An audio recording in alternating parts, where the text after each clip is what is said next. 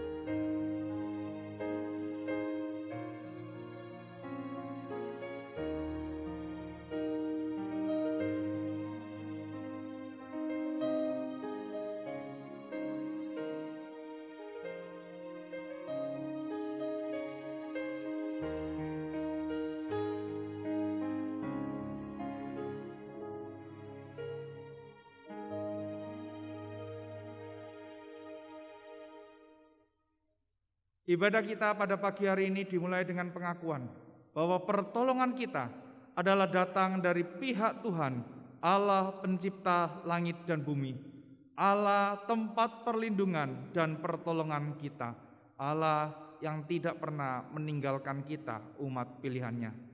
Turunlah atas saudara sekalian anugerah dan damai sejahtera dari Allah Bapa dan Tuhan kita, Yesus Kristus. Amin. Shalom jemaat yang dikasihi Tuhan, dimanapun kita berada, mari kita bersama-sama beribadah, bersama anggota keluarga kita, bersama dengan saudara-saudara kita, bersama dengan sahabat-sahabat kita. Mari kita membuka hati kita di hadapan Tuhan. Kita akan buka dengan sebuah pujian yang menyatakan akan keagungan dan kebesaran Tuhan, yang di dalam ibadah ini kita akan menyembah Dia di dalam roh dan kebenaran. Terpujilah Tuhan yang maha mulia, kemuliaan-Mu di tempat yang maha tinggi.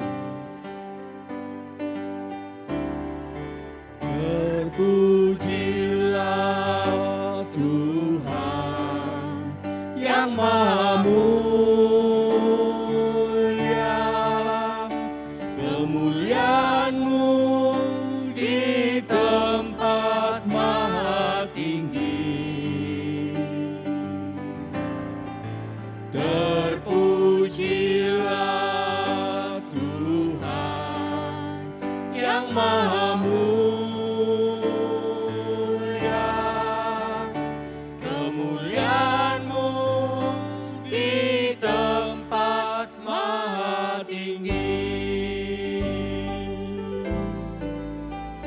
Ku bersyukur Tuhan, oh ku puji nama-Mu di antara semua bangsa di bumi. Kasih-Mu tak berubah, melebihi langit, kesetiaan-Mu sampai di angkasa tinggi. Terpujilah Tuhan yang maha mulia, kemuliaan-Mu di tempat maha tinggi. Terpujilah Tuhan yang maha mulia, kemuliaan-Mu di tempat maha tinggi. I will give thanks to Thee. I will give thanks to Thee, O Lord, among the people. I will sing praises to Thee among the nations. For Thy steadfast love is great, is great to the heavens.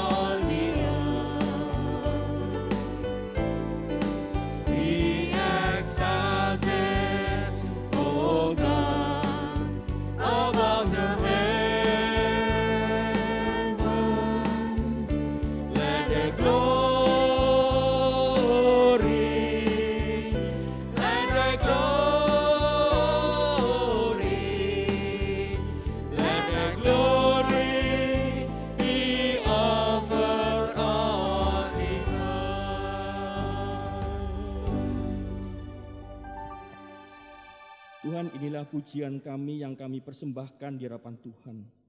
Engkaulah Allah yang maha tinggi, Engkaulah Allah yang maha besar, Engkaulah Allah yang maha agung, yang bertahta di dalam kerajaan surga, yang saat ini hendak kami sembah melalui ibadah kami. Tuhan, kami sungguh bersyukur karena kami boleh terus berdiri di atas anugerah Tuhan, sehingga kami boleh dikuatkan, kesetiaan kami boleh dipelihara, iman kami boleh terus fokus di hadapan Tuhan. Kami berterima kasih ya Tuhan, sekalipun sampai dengan saat ini kami belum bisa beribadah secara onsite, namun kami tetap diberi kesempatan oleh Engkau Allah yang Maha Kudus untuk beribadah secara online bersama dengan seluruh anggota keluarga kami. Tuhan, biarlah kami boleh terus-menerus memelihara iman kami di hadapan Tuhan, supaya kami tidak kendor, kami tidak putus asa, namun kami tetap memandang kepada karya kebesaran Tuhan di dalam hidup kami. Bapa, biarlah Engkau sendiri yang akan memimpin ibadah ini dari awal sampai dengan akhirnya, sehingga segala kemuliaan, pujian, dan hormat kami kembalikan kepada Tuhan yang Maha Kudus, yang memperkenankan kami untuk memuji, untuk menyembah, dan bahkan untuk belajar akan kebenaran firman Tuhan. Terima kasih ya Tuhan. Terpujilah Engkau Tuhan kekal untuk selama-lamanya. Amin. Jemaat silakan duduk kembali. Marilah kita akan bersama-sama di hadapan Tuhan. Kita akan berlutut di hadapan Tuhan. Kita akan mengakui segala dosa-dosa kita di hadapan Tuhan. Kita akan mengutarakan segala kesalahan kita di hadapan Tuhan. Allah kita adalah Allah yang Maha Pengampun, Allah yang begitu mengasihi kita. Dia sudah datang berkorban, Dia sudah datang ke dalam dunia ciptaannya untuk menyelamatkan kita. Mari kita datang dengan hati yang hancur. Kita akan mengakui dosa-dosa kita kepada Tuhan. Kita persiapkan hati kita. Kita akan bersama-sama masuk di dalam doa pengakuan dosa. Yesus, sobat yang sejati, Dialah yang menanggung segala dosa-dosaku.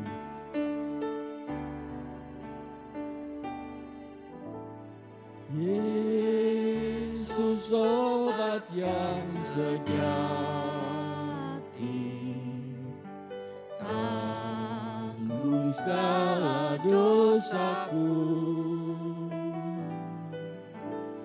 Tiap hal ku boleh bawa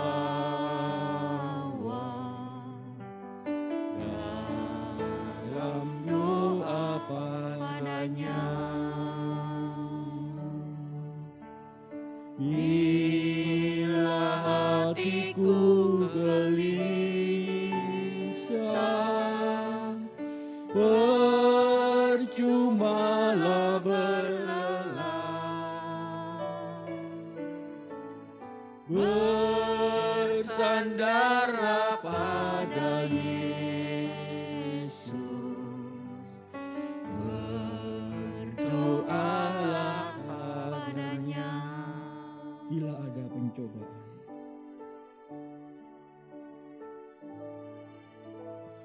bila ada pencobaan dan bimbang hatiku, bimbang di hatiku, ku tak akan putus asa. ku tak akan putus asa. Pada Tuhan berseru, Pada Tuhan berseru. tiada seperti Yesus yang mau tanggung susahku. Yesus kan menguatkanku. Ku berdoa padanya. Sementara musik dimainkan dengan pujian ini, mari kita mengambil saat teduh di hadapan Tuhan. Secara pribadi kita berdoa di hadapan Tuhan. Kita mohon pengampunan akan dosa-dosa kita yang sudah kita lakukan di hadapan Tuhan. kalau selama ini kita hidup memalukan, marilah kita mohon Tuhan yang menguatkan kita agar kita boleh memiliki nilai hidup yang benar di hadapan Tuhan.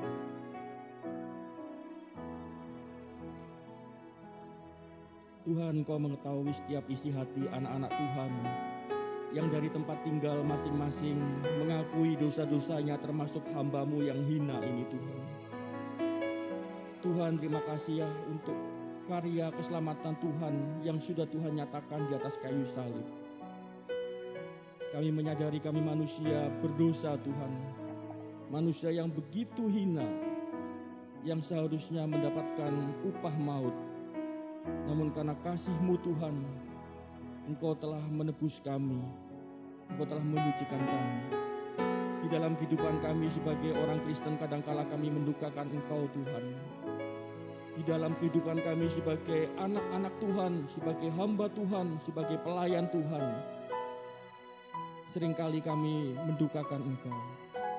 Ampunilah kami ya Tuhan kalau kami belum memiliki hati yang dapat menyenangkan Tuhan, hati yang patuh kepada pimpinan Tuhan. Ampunilah kami Tuhan.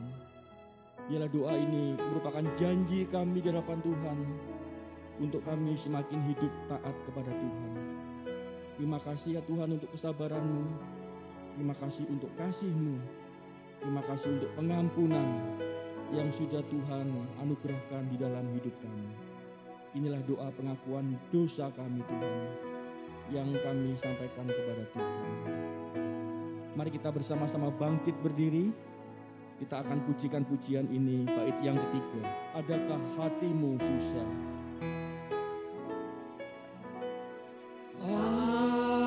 Adakah hatimu susah?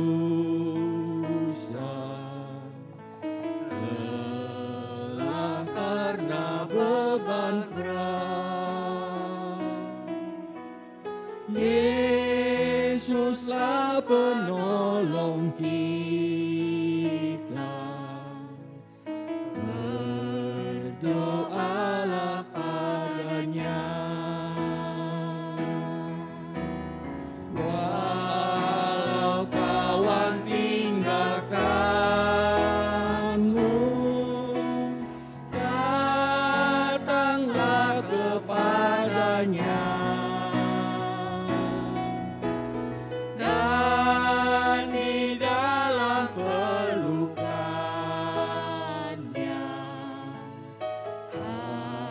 hatimu sentosa. Jemaat yang mengasihi dan yang dikasihi Tuhan, marilah kita bersama-sama mengakui iman kita dengan mengucapkan pengakuan iman rasuli yang di dalamnya kita boleh bertekun sampai akhir hidup kita. Pengakuan iman rasuli.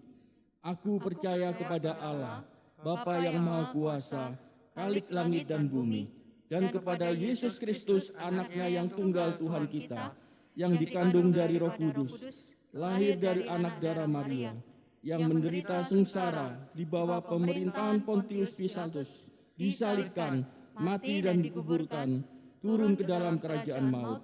Pada hari yang ketiga, bangkit pula dari antara orang mati, naik ke surga, duduk di sebelah kanan Allah, Bapa yang Maha Kuasa. Dan dari sana ia akan datang untuk menghakimi orang yang hidup dan yang mati. Aku percaya kepada Roh Kudus, gereja yang kudus dan am, persekutuan orang kudus, pengampunan dosa, kebangkitan tubuh, dan hidup yang kekal. Amin. Puji Tuhan. Jemaat yang dikasihi Tuhan, dengan tetap berdiri, kita menyadari sekalipun kita hidup di dalam gelombang kehidupan yang penuh dengan ketidakpastian, hanya Tuhan Allah kita, Sang Pencipta, yang sanggup memberikan kepastian kepada kita. Mari kita akan muliakan Dia dengan pujian. Puji namanya, puji namanya. Puji muliakanlah nama Tuhan, karena Dialah pencipta alam semesta yang sanggup memberikan kepastian kepada kita. Terpujilah Allah kekal untuk selama-lamanya.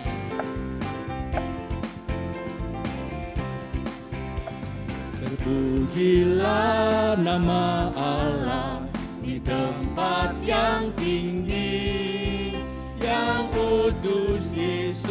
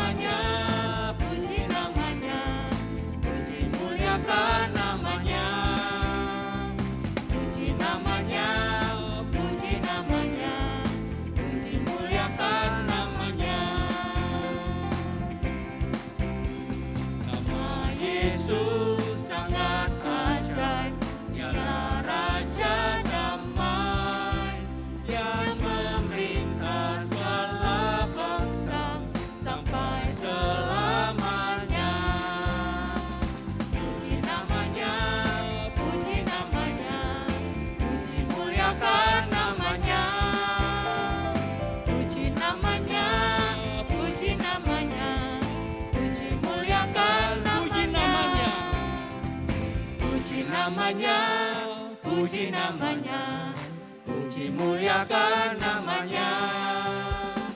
Puji namanya, puji namanya, puji muliakan namanya. Puji Tuhan yang memelihara hidup kita. Jemaat dipersilakan duduk kembali. Tiba saatnya kita akan duduk diam di hadapan Tuhan. Kita akan bersama-sama mendengarkan firman Tuhan yang akan disampaikan oleh Pendeta Chandra Udayana. Biarlah firman Tuhan ini menolong kita untuk hidup benar di dalam dunia yang sesat ini.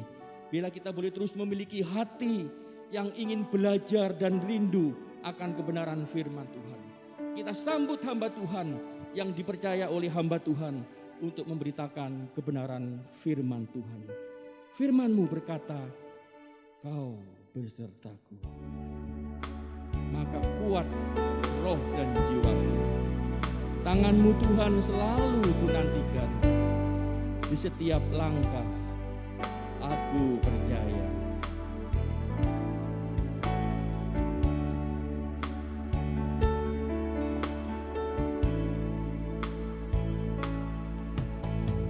Firman-Mu berkata Kau besertaku,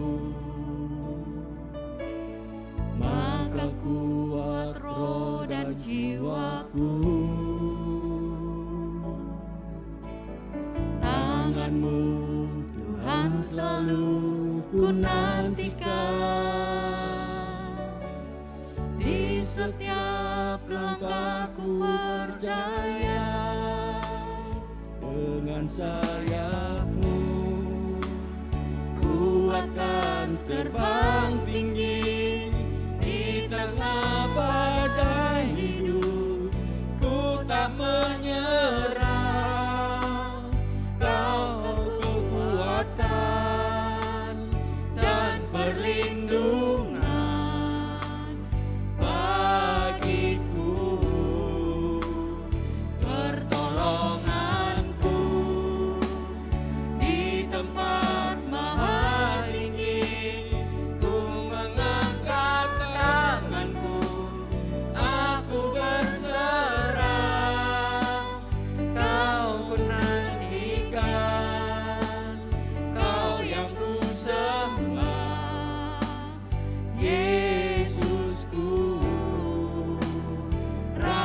Rajaku. Firman-Mu berkata Kau besertaku. Firman-Mu berkata Kau besertaku, Maka kuat roh dan jiwaku. maka kuat roh dan jiwaku. Tangan-Mu Tuhan selalu kunantikan. Tangan-Mu Tuhan selalu kunantikan. Di setiap langkah aku percaya. Di setiap langkahku percaya.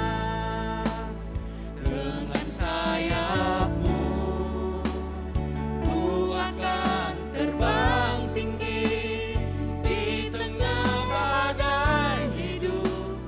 Ku tak menyerah, Kau kekuatan dan perlindungan bagiku, pertolonganku di tempat maha tinggi.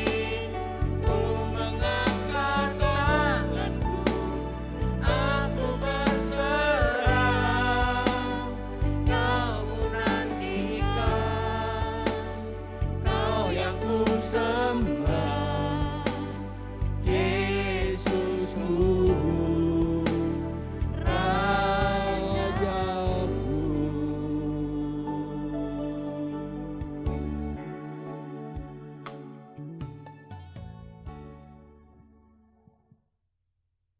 Jemaat yang dikasihi oleh Tuhan, selamat pagi, Shalom.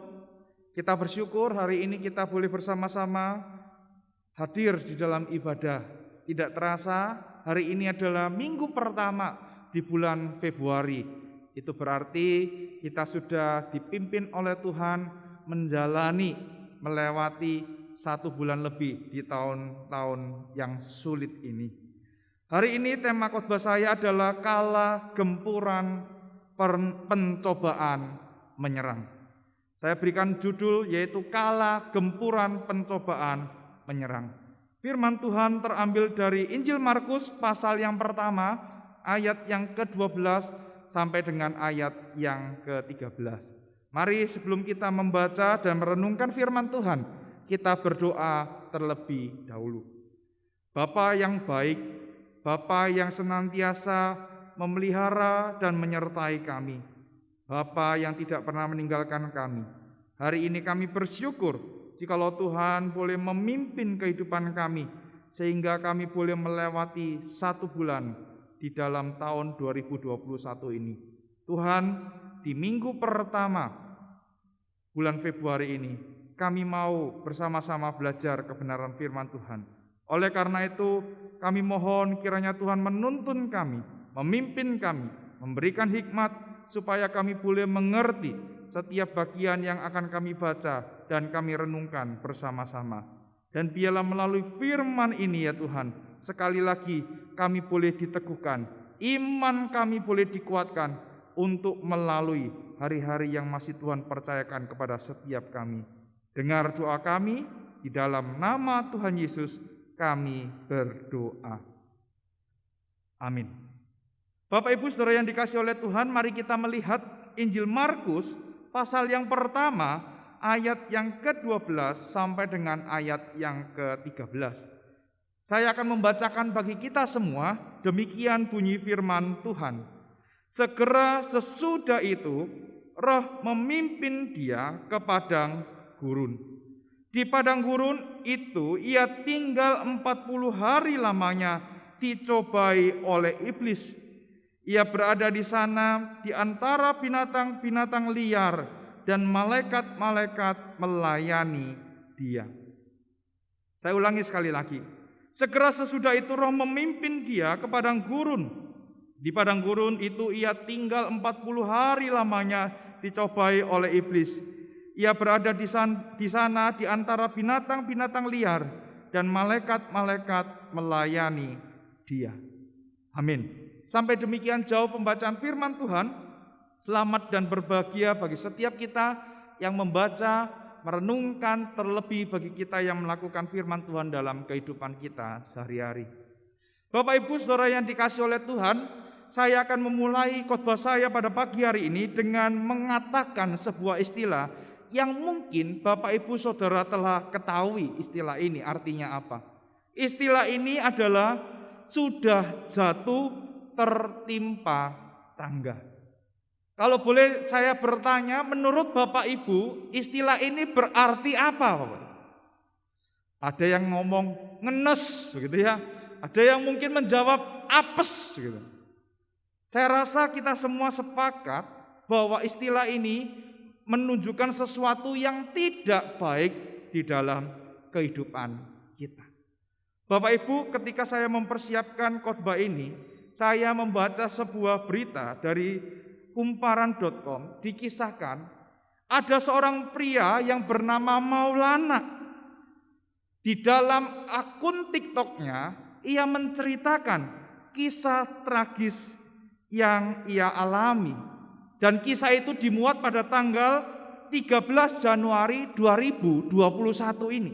Jadi kalau Bapak Ibu yang punya akun TikTok bisa membuka akun TikTok dari Maulana ini. Apa yang ingin ia katakan atau apa yang ingin ia ceritakan? Kejadian tragis apa yang dialami oleh Maulana di dalam video TikToknya itu?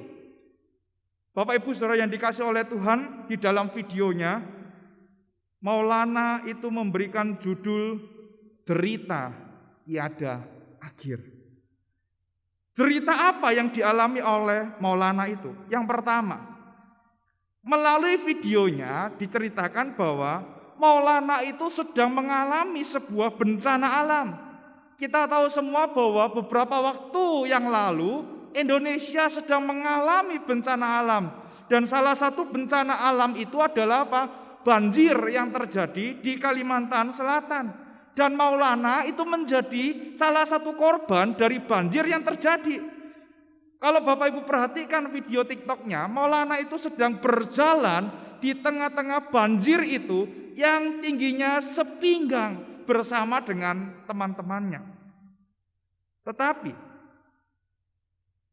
kenapa kok Maulana mengatakan di dalam videonya itu ada derita tiada akhir? Ada kejadian yang kedua yang Maulana alami. Yang pertama tadi karena bencana alam yaitu banjir yang ia sedang alami. Yang kedua, pada waktu ia terkena bencana banjir, ia mendapatkan undangan nikah. Undangan nikah dari siapa? Dari sang mantan kekasihnya. Wah, kalau mungkin ringback tone itu bisa diputar Bapak Ibu ya, menjadikan background video TikToknya, mungkin Maulana akan memutar ya video atau lagu Sakitnya Tuh di sini. Sudah jatuh tertimpa tangga ketika ia berjalan melewati genangan air yang setinggi pinggang itu, ia memegang undangan nikah dari sang mantan kekasih. Bapak Ibu, saudara yang dikasih oleh Tuhan, sudah jatuh tertimpa tangga.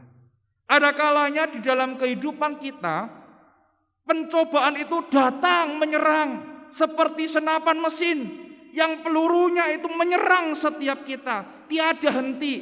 Kita sudah jatuh, baru mau bangun, tangga itu jatuh menimpa kita.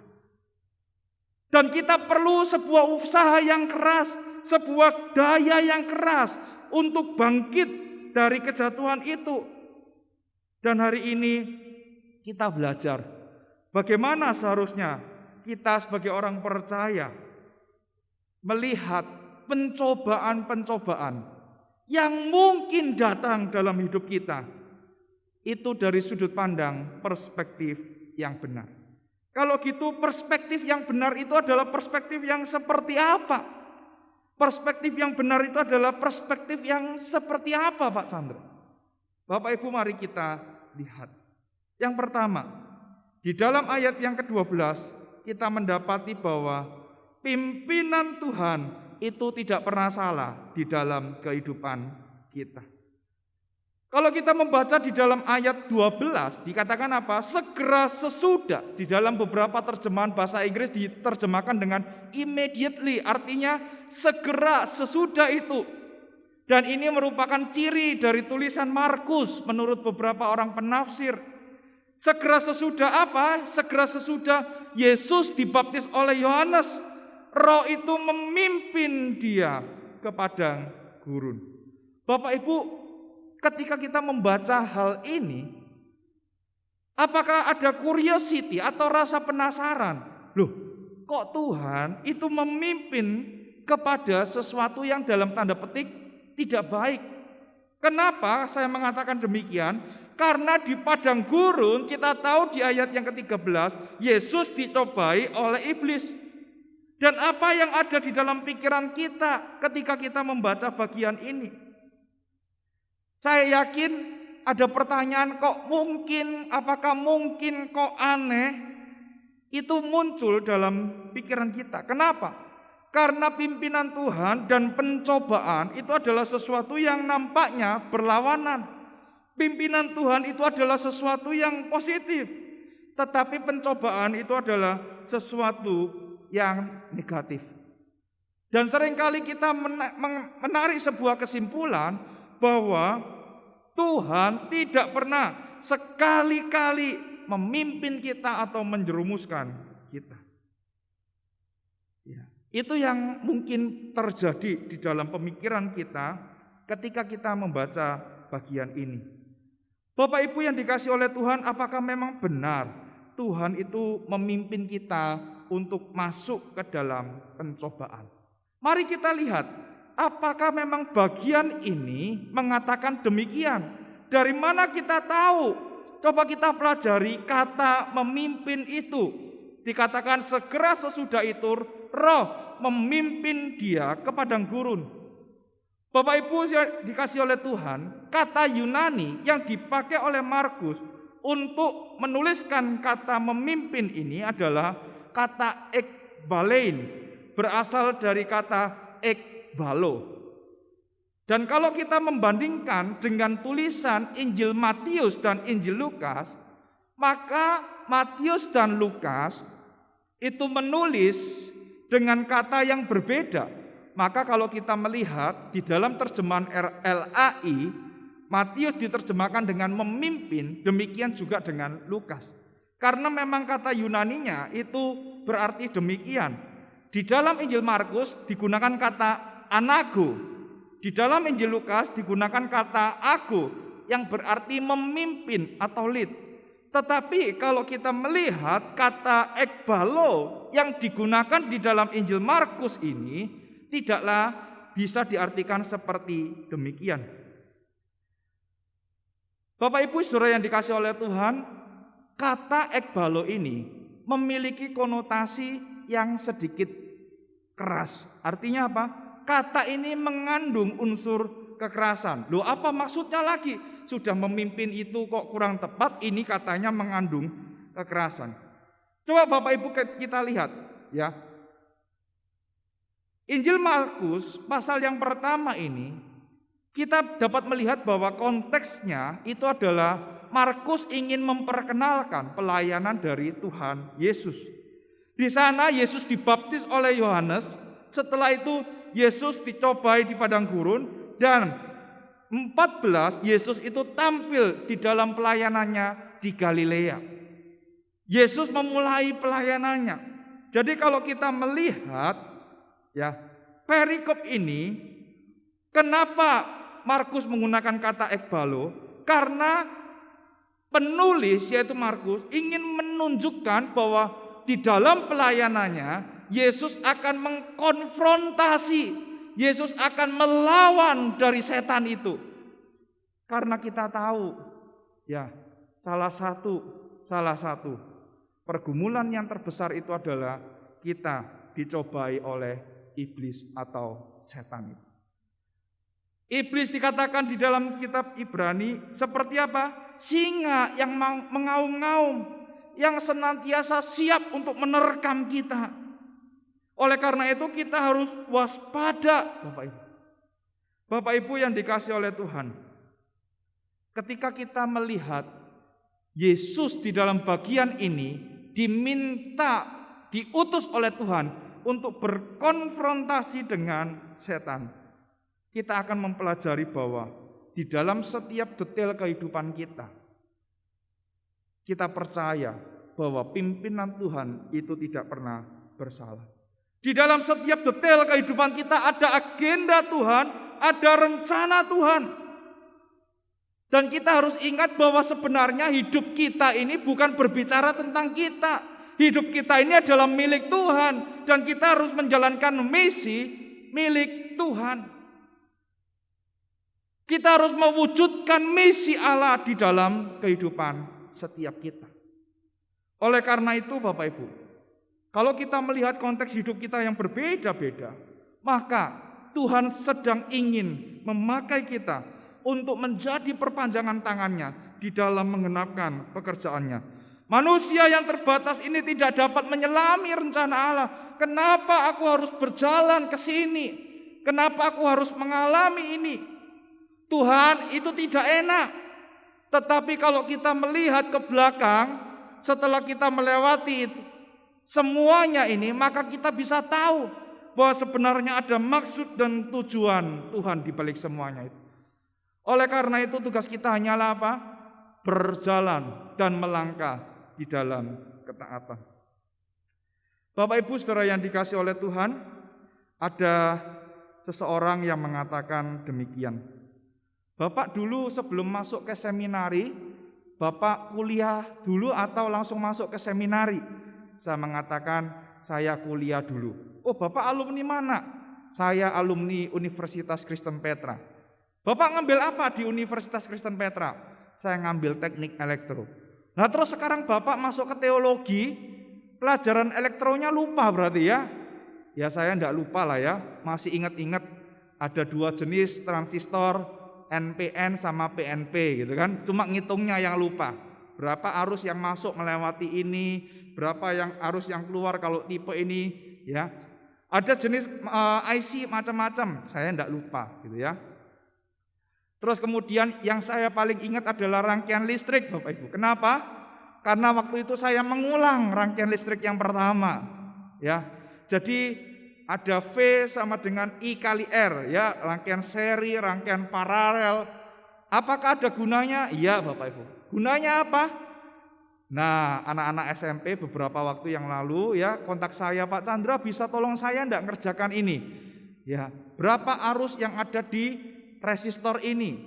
Berapa tegangannya gitu ya? Nah, itu masih saya gunakan. Selain itu, Bapak Ibu, apakah itu nampaknya salah? Tuhan mengerjakan sebuah kebetulan ketika Tuhan memimpin saya masuk ke Universitas Kristen Petra? Tidak, Bapak. Tuhan membentuk saya, Tuhan mempersiapkan saya, membentuk pola pikir saya melalui pendidikan yang saya tempuh di Universitas Kristen Petra itu. Jadi Bapak Ibu yang dikasih oleh Tuhan, kalau kita melihat pimpinan Tuhan, arahan Tuhan itu akan menolong kita untuk menggenapkan misi Tuhan yang Tuhan telah rencanakan di dalam kehidupan kita. Oleh karena itu hal yang pertama yang harus kita pelajari. Pertanyaannya adalah, pimpinan Tuhan seperti apa yang saat ini sedang diwujudkan Tuhan melalui kehidupan Bapak Ibu?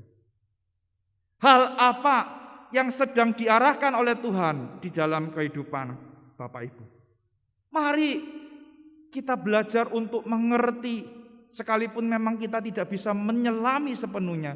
Kita belajar untuk berjalan di dalam ketaatan. Karena pimpinan Tuhan itu sangat indah dan sangat manis. Itu yang pertama, Bapak Ibu. Lalu, kalau begitu perspektif apa yang bisa kita pelajari ketika kita belajar tentang pencobaan? Yang kedua, kita belajar mengenai sumber dari pencobaan. Bapak Ibu, memang kalau kita melihat di dalam bagian ini, kita melihat ada salah satu sumber yang diungkapkan kenapa kita bisa dicobai, yaitu adalah sumber eksternal. Tetapi saya akan membahas dulu di dalam beberapa bagian yang lain, ada sumber lain yang diungkapkan oleh firman Tuhan, yaitu apa? Sumber internal. Dari mana? Di dalam kitab Yakobus pasal 1 ayat yang ke-14 dikatakan demikian. Tetapi tiap-tiap orang dicobai oleh keinginannya sendiri, karena ia diseret dan dipikat olehnya. Ayat 15. Dan apabila keinginan itu telah dibuai, ia melahirkan dosa. Dan apabila dosa itu sudah matang, ia melahirkan maut. Jadi faktor internal itu berbicara mengenai sesuatu yang ada di dalam diri kita. Ini berkaitan dengan apa? Berkaitan dengan dua hal. Yang pertama adalah manusia lama kita. Di dalam kitab Galatia ada banyak rupa-rupa perbuatan yang mencerminkan manusia lama kita. Apa itu? Hawa nafsu, percabulan, perselisihan, iri hati, penyembahan berhala, amarah, kedengkian. Ada banyak sekali manusia lama kita yang masih bercokol di dalam kehidupan kita. Tetapi faktor yang kedua, ini berkaitan dengan apa? Keinginan kita. Ya, manusia itu tidak bisa dilepaskan dari yang namanya keinginan. Yang paling menderita ketika kita ada pembatasan kegiatan masyarakat itu PPKM ya. PKMM atau apa ya? Pembatasan kegiatan masyarakat, itu orang yang biasanya suka berbelanja akan sangat menderita. Orang yang biasanya suka pergi kuliner itu juga menderita. Kenapa? Karena tidak bisa pergi kemana-mana, dan kalau pergi mau makan pun harus bawa peralatan makan sendiri, terus kemudian harus dibersihkan terlebih dahulu dan lain sebagainya. Tetapi pertanyaannya, ketika kita berbicara keinginan, mungkinkah kita memadamkan keinginan kita itu? Mungkin enggak, Bapak Ibu? Apalagi kalau Natal ya. Ada promo, kita lihat 70%-nya besar, terus kemudian ada kata up to, kita enggak baca kata up to-nya Bapak Ibu ya. Kita langsung tergiur. Apalagi kalau kita ada promo-promo makanan, wah murah. Apalagi kalau pakai icon-icon tertentu, item-item tertentu, dapat diskon tambahan, wah kita tambah senang Bapak Ibu. Pertanyaannya kembali lagi, bisakah kita memadamkan yang namanya keinginan? Jawabannya adalah tidak bisa Bapak Ibu. Kenapa? Karena ini adalah sesuatu yang sirkular. Karena keinginan untuk memadamkan keinginan itu adalah keinginan itu sendiri. Betul ya? Kita tidak akan pernah bisa memadamkan keinginan. Oh, aku punya keinginan untuk makan. Oke, aku ingin lepas dari keinginan untuk makan ini. Nah, perhatikan, keinginan untuk lepas dari keinginan untuk makan, bukankah itu adalah keinginan itu sendiri, Bapak Ibu? Jadi, kita memang harus belajar ya, untuk mengenali diri kita, supaya kita tidak dicobai oleh diri kita sendiri. Tetapi Bapak Ibu, hal yang kedua di dalam sumber dari pencobaan ini adalah faktor eksternal. Pencobaan itu bisa berasal dari setan. Pencobaan itu bisa berasal dari iblis. Saat ini apakah iblis sedang bekerja? Ya, ia mengawasi kita, menunggu titik lemah kita. Dan ketika tiba saatnya, waktunya tepat, dia akan menerkam kita. Sehingga kita masuk di dalam jebakannya dan kita tidak bisa terlepas. Bapak Ibu, gambaran yang diberikan oleh Markus di dalam bagian ini adalah apa? Yesus tinggal 40 hari di sana lamanya. Kalau kita membaca tulisan dari Matius dan Lukas, maka kita mendapati bahwa Yesus berpuasa selama 40 hari 40 malam. Tetapi di dalam tulisan Markus ini tidak ada Bapak Ibu. Dikatakan ia tinggal 40 hari lamanya. Kalau kita melihat di dalam kisah perjalanan bangsa Israel keluar dari tanah Mesir, mereka berada di padang gurun selama berapa lama Bapak Ibu? 40 tahun. Hampir kurang lebih 40 tahun. Jadi angka 40 ini adalah sesuatu yang spesial Bapak Ibu. Apa yang dialami oleh bangsa Israel ketika mereka keluar dari tanah Mesir? Mereka masuk di dalam sebuah perjalanan yang panjang. Dan kita melihat ada banyak macam hal yang mereka nyatakan kepada Musa. Beberapa kali mereka mengatakan, mengapa kamu memimpin kami masuk ke dalam padang gurun ini? Bukankah kami telah enak di Mesir itu? Mungkin kalau bangsa Israel hidup di zaman modern ini, mereka akan mengatakan demikian. Pulangkan saja aku kembali ke Mesir, tempatku dulu. Betul ya? Di sana enak, sekalipun kerja susah, kerja keras, makanan masih bisa terjamin. Ini dikatakan mau ikut Tuhan, tetapi makanan aja tidak bisa ngambil lebih. Tuhan batasi. Bapak Ibu saudara yang dikasihi oleh Tuhan, di dalam kondisi seperti inilah Tuhan Yesus dicobai oleh iblis. Kata pencobaan ini berasal dari kata peirazo. Kata ini dapat diartikan dengan meletakkan seseorang kepada sebuah ujian atau put someone to the test. Jadi meletakkan seseorang itu pada sebuah kondisi ujian. Pertanyaannya, apakah Yesus itu perlu diuji Bapak Ibu?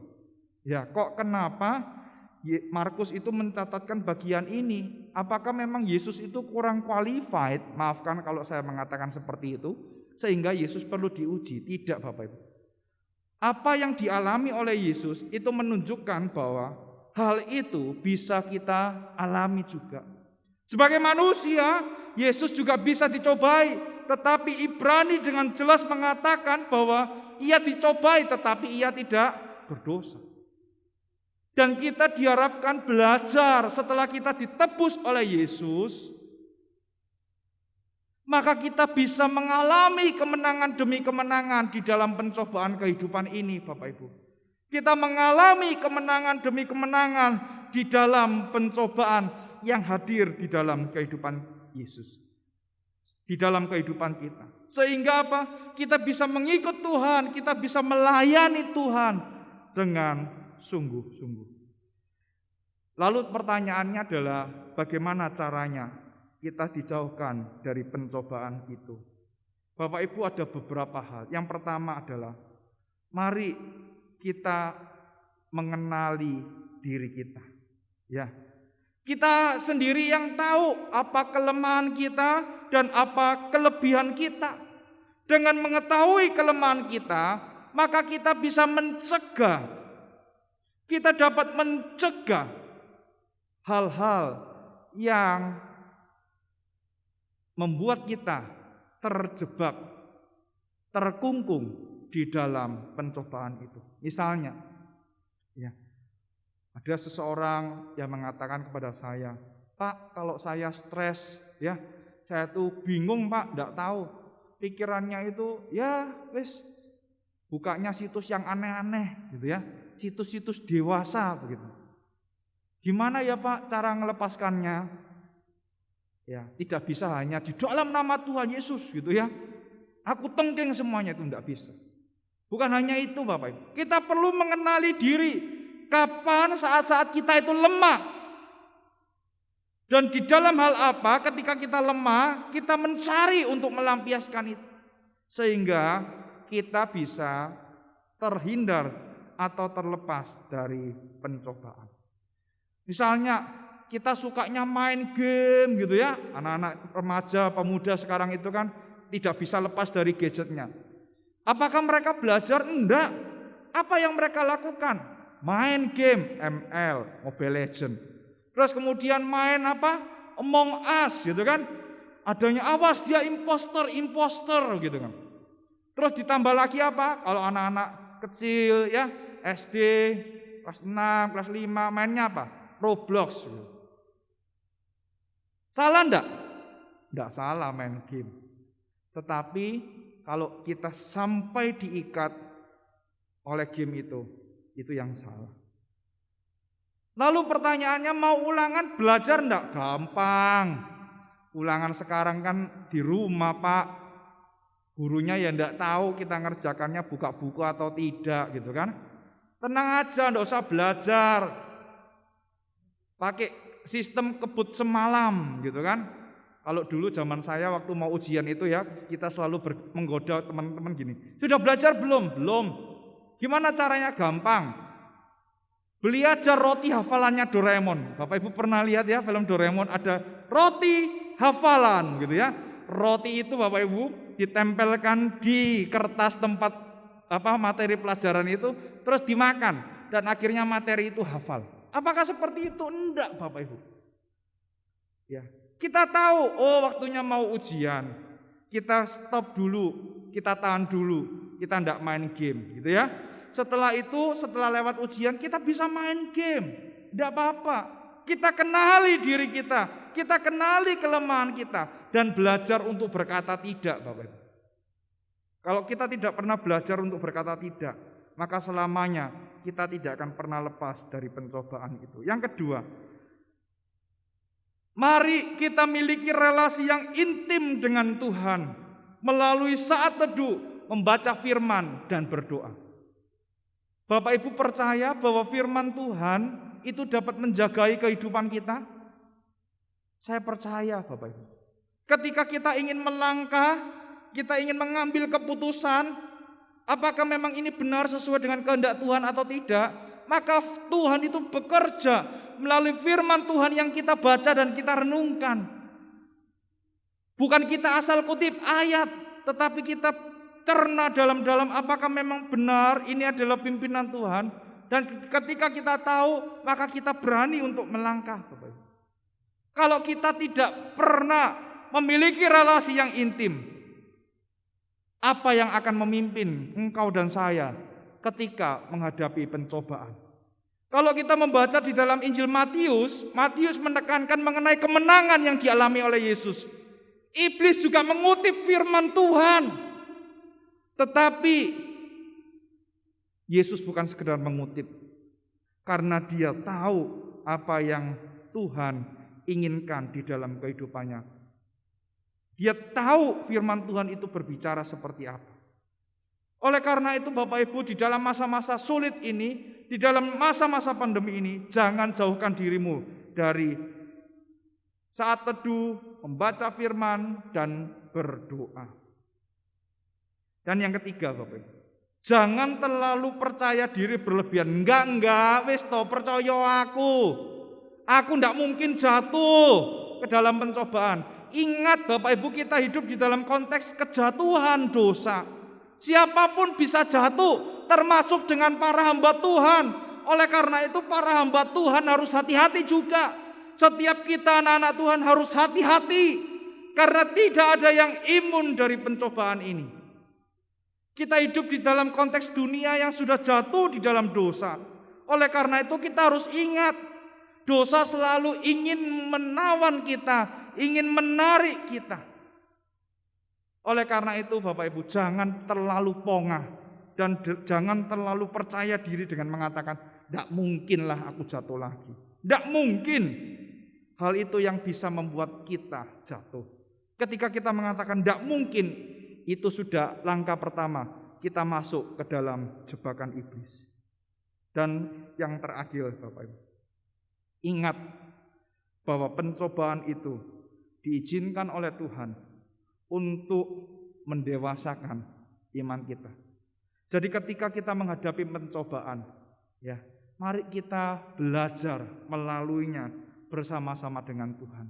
Masa-masa itu tidak mudah, masa-masa itu tidak sulit, tidak pernah gampang Bapak Ibu.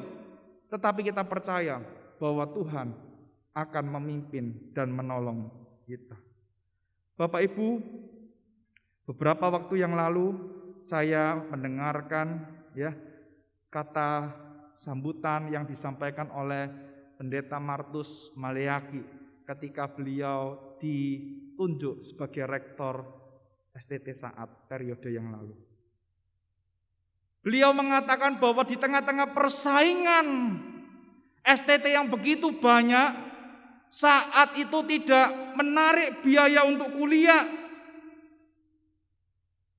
Terus kemudian Saat juga memiliki komitmen untuk apa? Untuk mendidik dan mengeluarkan hamba-hamba Tuhan yang terbaik. Di dalam masa-masa yang sulit, Saat juga melewati itu Bapak Ibu. Tetapi sambil mulut yang bergetar dan mata yang menitikkan air mata, Pendeta Martus Maleaki mengatakan bahwa benar Saat ada itu semua karena anugerah Tuhan.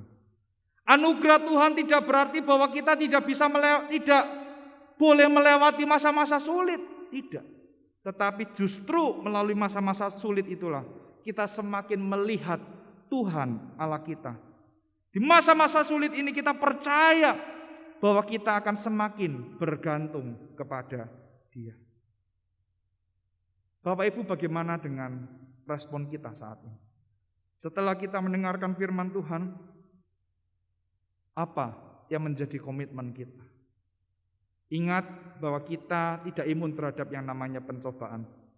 Oleh karena itu, mari kita terus berjalan bersama-sama dengan Tuhan untuk boleh melewati setiap pencobaan yang mungkin hadir di dalam kehidupan kita.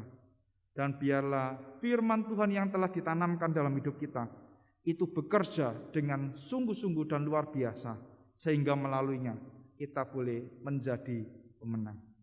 Amin Bapak Ibu, kiranya Tuhan memberkati setiap kita. Mari kita berdoa. Bapa di dalam surga, kami sungguh bersyukur kami diingatkan sekali lagi oleh firman-Mu. Kami tahu kami adalah manusia yang lemah, kami adalah manusia yang rentan, kami adalah manusia yang terbatas. Oleh karena itu kiranya Tuhan memimpin kami, menolong kami, secara khusus ketika kami dicobai, supaya kami juga boleh terus mengingat apa yang menjadi rencana Tuhan bagi kehidupan kami. Kami mohon melalui pencobaan-pencobaan yang ada, yang mungkin akan hadir dalam kehidupan kami, kami boleh melihat kepada Tuhan, dan kami boleh memiliki iman yang semakin lama semakin serupa dengan Yesus Kristus, Tuhan kami. Terima kasih ya Tuhan, suara hamba-Mu telah selesai berbicara, tetapi biarlah Allah Roh Kudus yang terus bekerja di dalam kehidupan setiap kami. Dengar doa kami, di dalam nama Tuhan Yesus kami berdoa. Amin. Mari kita akan merespon firman Tuhan yang sudah kita dengar bersama-sama. Kita menyadari bahwa selama kita hidup di dalam dunia ini, pencobaan, kesulitan, persoalan hidup tidak akan pernah bisa kita hindari. Namun Allah yang Maha Kudus itu, tangan kuat yang tidak pernah kita lihat, akan terus menopang kita, memberi kekuatan kepada kita. Biarlah nilai Kristus boleh terus terpancar di dalam kehidupan kita, sehingga kemuliaan Tuhan boleh dinyatakan melalui kehidupan setiap anak-anak Tuhan. Jemaat yang dikasih Tuhan, dari tempat tinggal kita masing-masing, kita diberikan kesempatan untuk mendukung pekerjaan Tuhan. Kita diberi kesempatan untuk memberikan persembahan di hadapan Tuhan. Marilah kita memberikan persembahan dengan hati yang jujur di hadapan Tuhan. Kita dukung pekerjaan Tuhan yang Tuhan percayakan kepada kita ini, agar gereja Tuhan boleh semakin dikembangkan.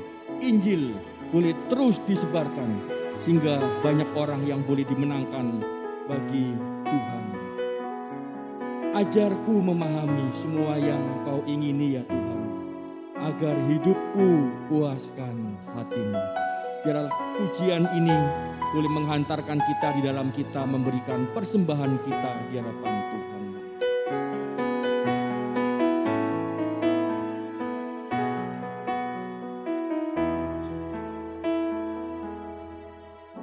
Sering ku tak mengerti jalan-jalan-Mu Tuhan, bagai di belantara yang kelam. Tanpa seribu tanya, namun tetap percaya, jejak-Mu Tuhan sungguh sempurna. Ajarku memahami semua yang Kau ingini, agar hidupku puaskan hati-Mu. Bagi-Mu aku rela sepenuh hati menghamba, serahkan diri genapi karya-Mu. Sering ku tak mengerti,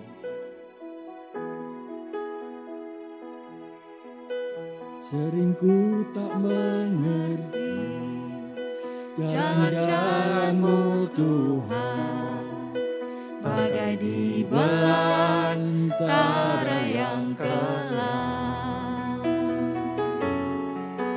Tanpa seribu tanya, namun tetap percaya, jejak-Mu Tuhan sungguh sempurna.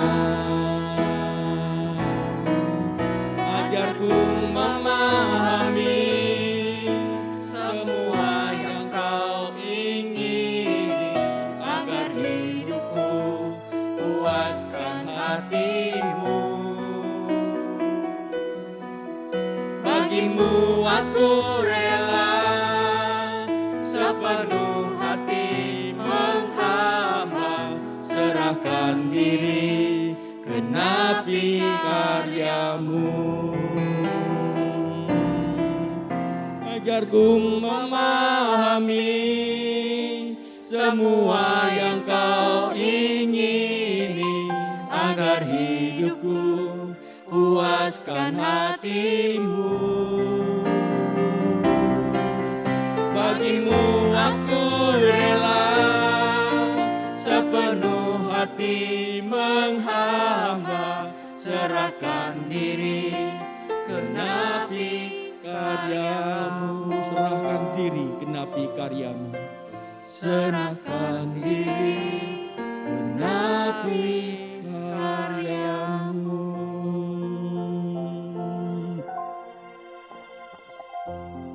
Mari kita akan bersama-sama masuk di dalam doa. Kita akan masuk dalam doa syafaat dan nanti kita akan mengakhirinya dengan doa yang diajarkan oleh Tuhan sendiri kepada setiap umat manusia dengan bersama-sama mengucapkan doa Bapa kami. Bapa, kami bersyukur di akhir ibadah kami pada pagi hari ini. Kami boleh mengingat akan saudara-saudara kami boleh mengingat akan pekerjaan-pekerjaan Tuhan, kami boleh mengingat akan berbagai macam hal di dalam dunia ini yang boleh kami doakan di hadapan Tuhan. Tuhan, kami berdoa untuk saudara-saudari kami setelah sekian lama kami tidak dapat bertemu satu dengan yang lain karena adanya pandemi ini. Kami satu persatu tidak tahu keadaan mereka.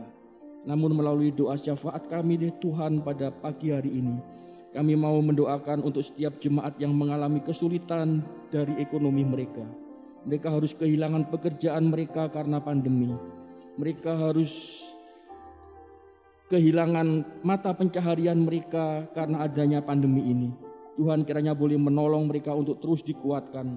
Di tengah-tengah hidup yang penuh dengan kesulitan itu, mereka boleh melihat Kristus, mereka boleh memandang dan berharap hanya kepada Tuhan.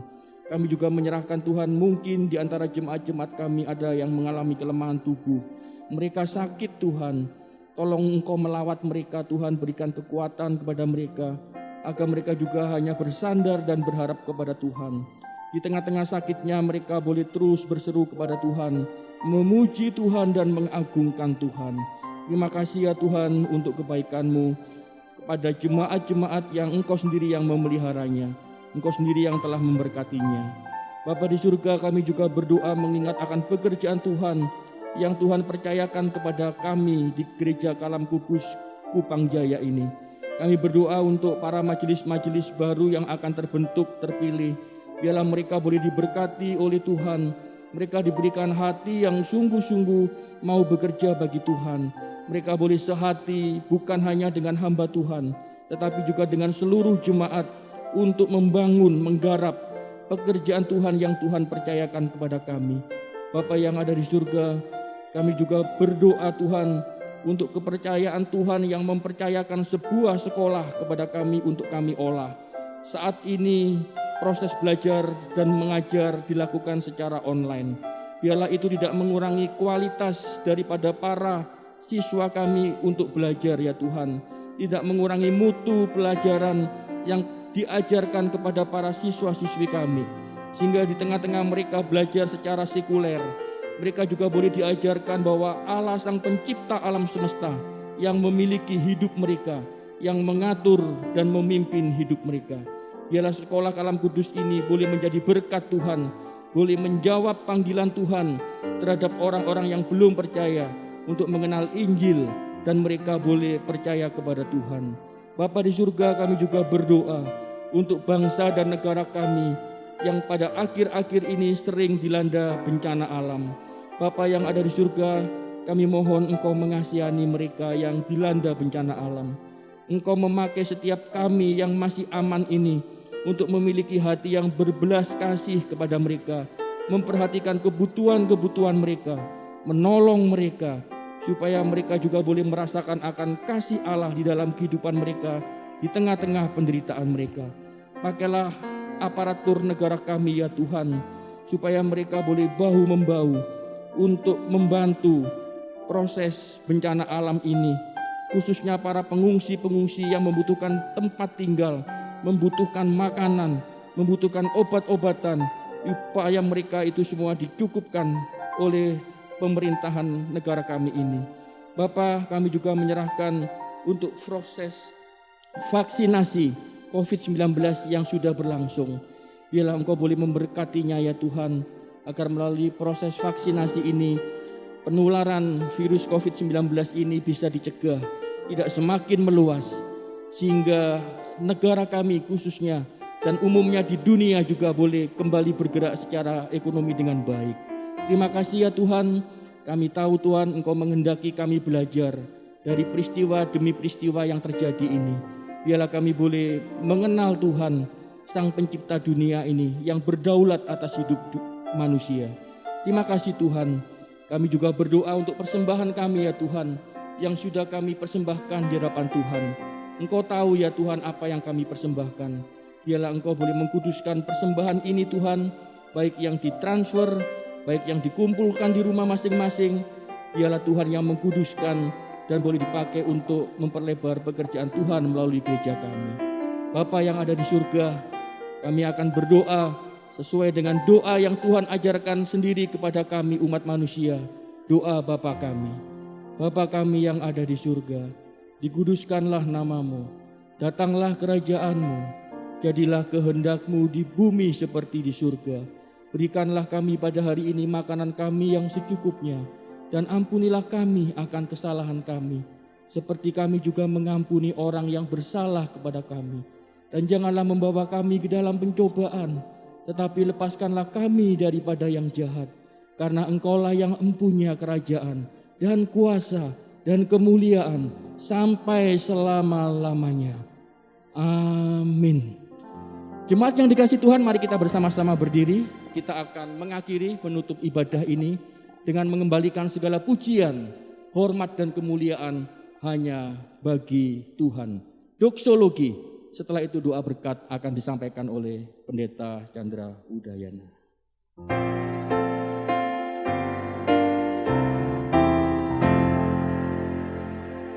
Puji Allah sumber berkah, puji Dia semua ciptaannya, puji Dia para malaikat, Bapa, Putra dan Roh Kudus.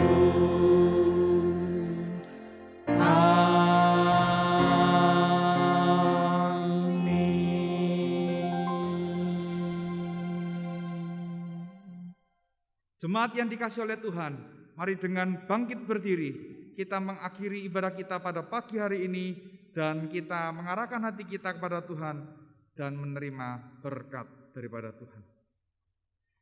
Kiranya anugerah yang berlimpah-limpah daripada Tuhan Yesus Kristus, Allah dan penebus kita yang hidup, kiranya kasih yang sempurna, kasih yang tidak pernah berubah, dari kekal hingga kekal dari Allah Bapa kita, pimpinan, penghiburan, dan pertolongan dari Allah Roh Kudus akan memampukan kita melewati segala pencobaan hidup mulai dari sekarang sampai selama-lamanya. Amin. Amin. Amin.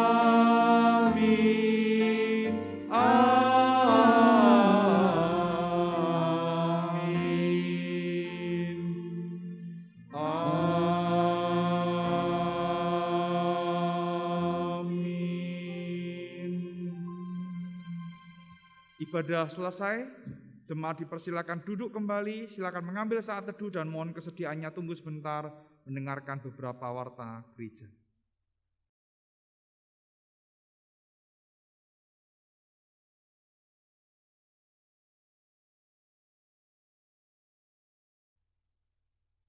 Shalom, Bapak Ibu yang dikasihi oleh Tuhan. Kita bersyukur jikalau pada pagi hari ini kita boleh bersama-sama kembali beribadah.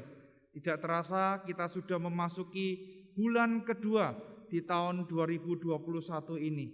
Saya yakin dan percaya kita bisa ada sebagaimana kita ada sekarang.